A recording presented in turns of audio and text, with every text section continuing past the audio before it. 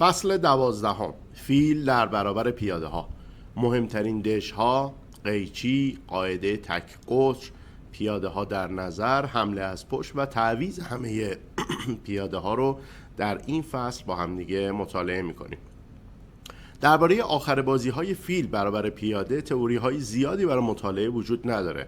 ما مهمترین دژ ها رو در فصل 20 کتاب شطرنج خود را بسازید 1 با نام فیل اشتباهی و دژها بررسی کردیم. حتما اگر مشاهده نکردیم به اون فیلم برگردیم و درس مهم رو ببینید. خب این دژهای ابتدایی باید برای همیشه در خاطر ما بمونن.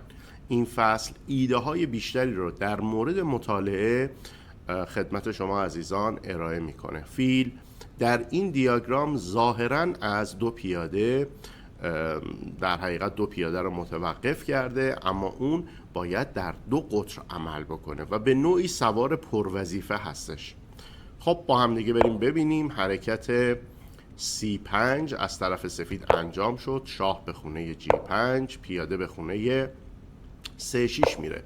فیل بر میگرده تا از خونه D8 به نظر بیاد که میتونه هر دو پیاده رو کنترل بکنه. حرکت دقیق صحیح شاه E5 بسیار عالی. بعد از اینکه شاه به خونه H6 رفت، مقصد این شاه رو خونه F8 باید بدونیم. بعد از اینکه شاه حرکت کرد، حرکت صحیح سفید F6 هست و نه حرکت شاه E6. این حرکت بلاندر به حساب میاد و سیاه به راحتی میتونه نتیجه بازی رو مساوی کنه. دقت بفرمایید، بعد از اینکه شاه سفید به خونه 6 بره، شاه سیاه فرصت پیدا میکنه تا قدم بگذاره به خونه F8 و بازی رو مساوی کنه. بنابراین در این لحظه روندن پیاده صحیحه. بعد از اینکه شاه به خونه H7 اومد، شاه ورود میکنه و با حرکت شاه D7 تکلیف فیل و بعدش پیاده F روشن میشه. خب با هم دیگه بریم مثال بعدی رو ببینیم. قاعده تک قطر رو میخوایم در این مثال با هم مرور بکنیم. این بازی از آقای دورتسکی سال 2000 هستش. وقتی که فیل در تقابل مبارزه بر علیه پیاده ها در یک قطر باشه، کارسازتر عمل میکنه. مشخص هست در مثال پیش رو برای کشیدن دندان زهری پیاده های سیاه میبایستی سفید یه تک پیاده خودش رو هم قربانی بکنه. بنابراین اینجا حرکت صحیح حرکت J6 هست که سفید میتونه مساوی رو از آن خودش بکنه. با همدیگه حرکت فیل F6 رو اول مورد مطالعه قرار بدیم که بلاندر به حساب میاد و باخت سفید رو در پی داره. بعد از رونده شدن پیاده، شاه حرکت میکنه. فیل رانش پیاده ها رو کنترل کرده ولی دیگه دیر هست. دو پیاده با 2 خونه فاصله از هم برد رو برای سیاه به ارمغان میارن. میریم به سراغ حرکت صحیح، جایی که سفید حرکت J6 کرد تا پیاده های سیاه رو در یک قطر قرار بده، یعنی کنترل پیاده ها توسط فیل در یک قطر امکان پذیر بشه. و ملاحظه میفرمایید که با این حرکت سیاه راه به جایی نخواهد برد و نتیجه بازی مساوی میشه. با هم دیگه ببینیم. بعد از شاه F7 شاه D6 پیاده رانده میشه، شاه نفوذ میکنه و فیل به عقب میاد، کنترل میکنه پیاده ها رو. فیل هم خودش رو خرج پیاده J خواهد کرد. میریم به سراغ دیاگرام بعدی با موضوع پیاده ها در نظر.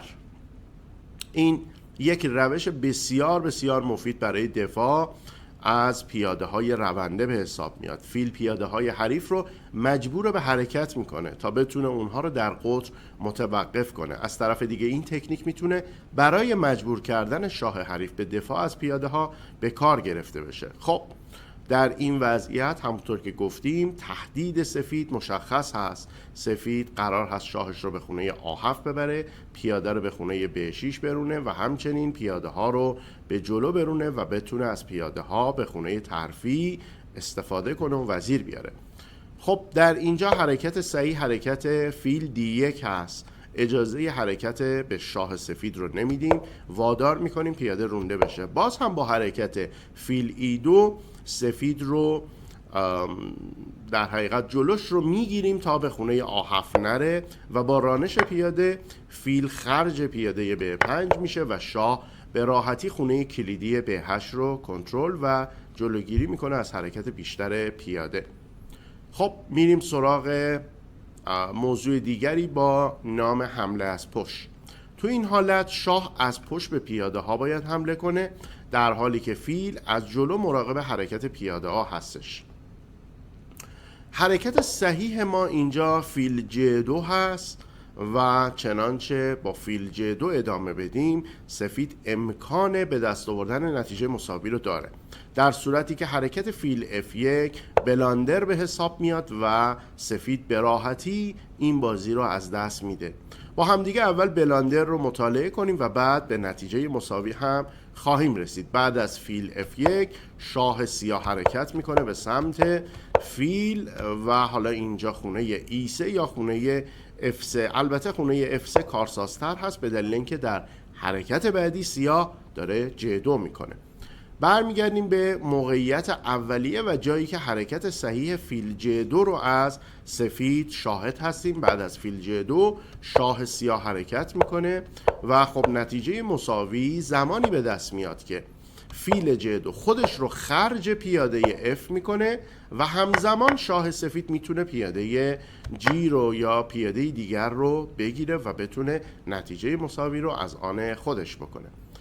با همدیگه میریم به سراغ دیاگرام بعدی. دیاگرام بسیار جالبی هست.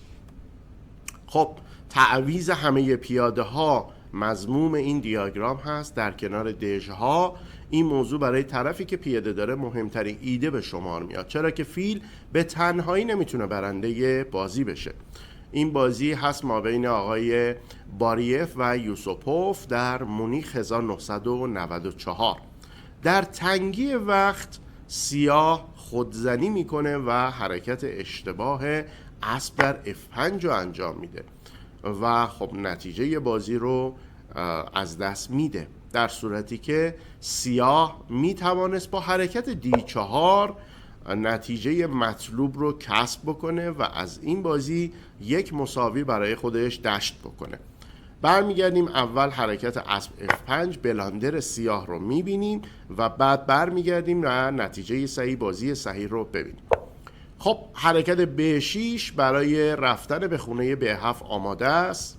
بعد از D4 B7 فیل در پیاده فیل در فیل D3 شاه به خونه F2 میاد. شاه به سمت پیاده سیاه در حرکت. اسب D4 شاه E3 پیاده حرکت میکنه.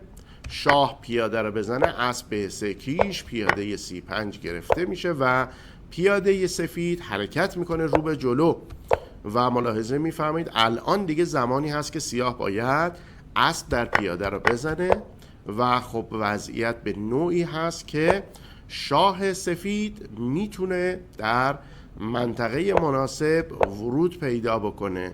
شاه سیاه به خونه G5 فیل به خونه مناسب، بعد راندن پیاده و زمانی که پیاده سیاه به F2 میرسه فیل سفید هم برمیگرده به خونه A6. خونه F1 کنترل شده، پیاده G4 به زودی سقوط میکنه و خب نتیجه‌ای غیر از برد سفید نمیشه انتظار داشت. برمیگردیم به وضعیت اولیه و ببینیم که با حرکت D4 سیاه چطور میتونست وضعیت رو به تساوی برسونه. بعد از B6 اسب میاد خونه E4 به فیل در پیاده اسب در C5. وقتی پیاده آ حرکت میکنه شاه سیاه کمی جلوتر اومده و موقعیت شاه سفید هم موقعیت ایدئالی نیست و چندین ترن میخواد تازه برای گرفتن پیاده D4. شاه سیاه به سرعت خودش رو به E4 رسون. بعد از ورود به خونه G3 وضعیت به راحتی مساوی هست. سیاه آخرین پیاده سفید رو هم تعویض میکنه و میتونه نتیجه مساوی رو از آن خودش کنه.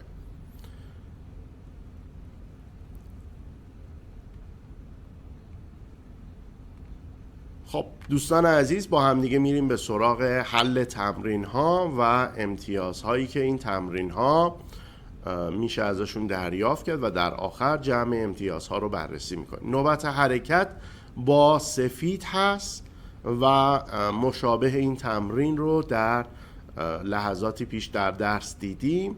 حرکت برنده با سفید رو پیدا بفرمایید. خب اگر که جواب و پاسخ شما حرکت شاه F3 هست، کاملا درسته. بعد از H5 فیل برمیگرده به خونه A5، شاه کنار، شاه در پیاده و با روندن پیاده به خونه H4 تعویض نیازی نیست. ما حرکت J4 رو انجام میدیم و فیل با 3 7 خونه H2 رو به سادگی کنترل میکنه و میتونه این بازی رو سفید به راحتی به برد برسونه. با هم دیگه میریم به سراغ تمرین بعدی. نوبت حرکت با سفید هست، چنانچه پاسخ شما شاه D5 هست. یک امتیاز برای خودتون در نظر بگیرید. سفید به فیل اجازه اشغال قطر G1 A7 رو نمیده. خب فیل به خونه چیش میاد. بعد از حرکت J5 چنانچه با فیل زده بشه پیاده، شاه به خونه E4 میاد. باز هم جلوگیری از کنترل فیل. بعد از اینکه شاه به خونه 4 اومد، شاه F3. خب اگر حرکات J5 و حرکت آخر شاه F3 رو هم دیدید، 2 امتیاز دیگه برای خودتون در نظر بگیرید. در مجموع این تمرین 3 امتیاز برای شما در بر داشت. میریم به سراغ تمرین بعدی. در این تمرین سفید توان این رو داره که سیاه رو در 3 حرکت مات بکنه. با هم دیگه ببینیم. بعد از اینکه شاه به خونه E6 میاد، شاه سیاه مجبور هست به H8 بره. شاه به خونه F7 و بعد از رانش پیاده فیل کیش مات. تنها 1 امتیاز برای خودتون در نظر بگیرید. میریم به سراغ تمرین بعدی. خب در این تمرین نوبت حرکت با سفید هست.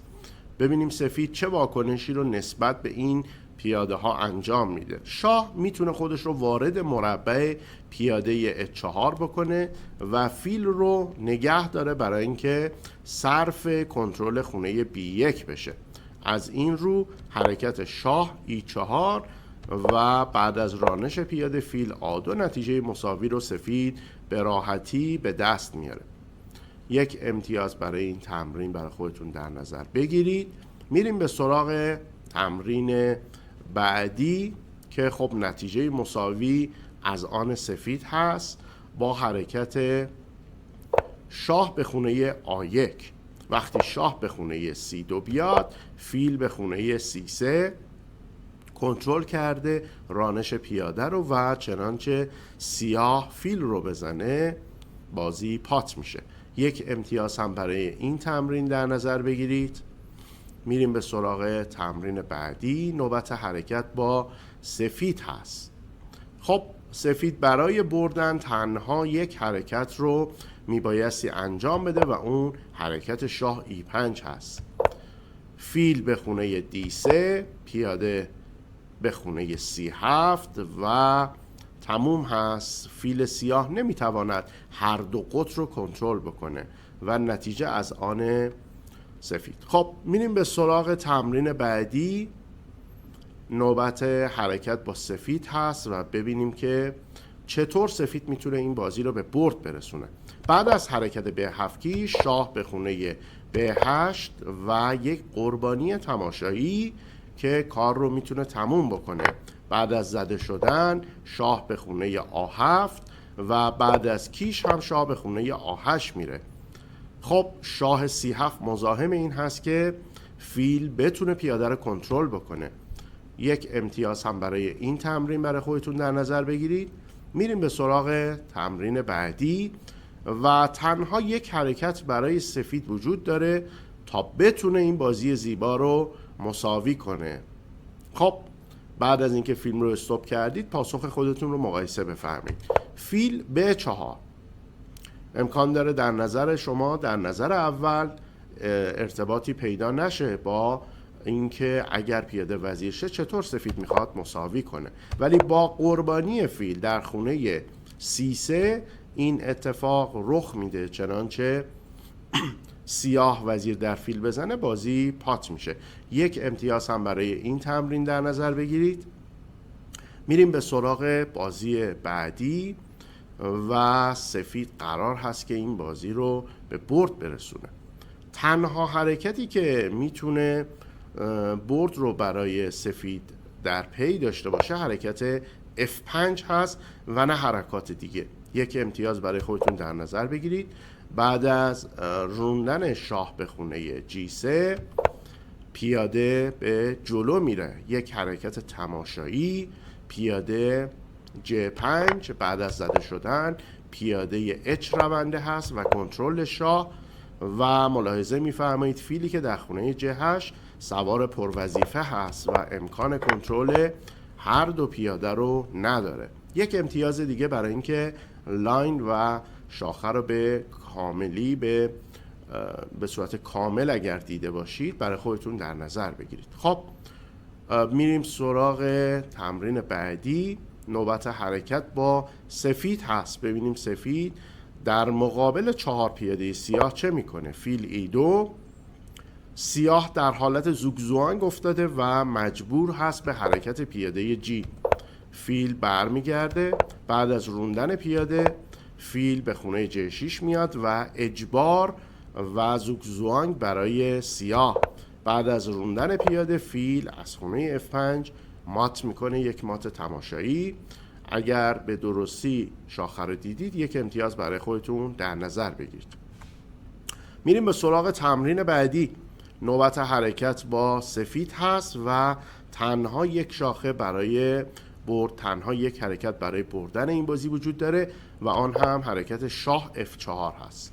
بعد از اینکه شاه سیاه به H4 رفت فیل از خونه E1 شاه H3 شاه F3 پیاده های سیاه مجبور به حرکت هستند. سیاه در حالت زوگزوانگ افتاده و بعد از اینکه حرکت بکنه برد از آن سفید هست. پیاده H از دست میره، پیاده E کنترل شده و شاه سفید عازم گرفتن پیاده G7 خواهد شد و بعد از اون ترفیع پیاده.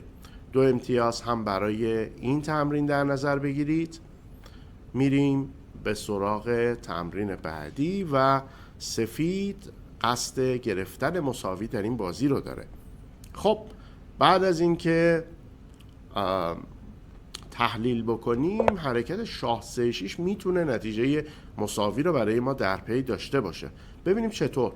خب طبیعی هست که سیاه اینجا E5 کنه، شاه ما نزدیک شد، حریف E4 میکنه، شاه D4 پیاده E3 شاه D3 و بعد از روندن پیاده حرکت دقیق فیل به خونه J4 شرایط مساوی رو مهیا میکنه. بعد از زده شدن ملاحظه میفرمایید که شاه سفید خیلی سریع به خونه F1 رسید و میتونه نتیجه مساوی رو از آن خودش بکنه. خب برای این تمرین هم 2 امتیاز برای خودتون در نظر بگیرید.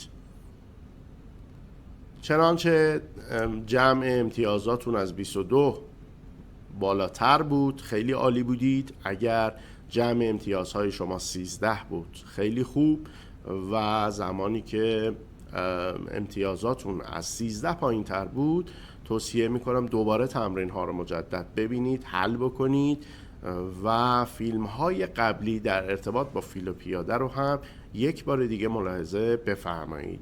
امیدوارم از این فصل لذت برده باشید. به امید دیدار شما در فصل های آینده. خدا نگهدار.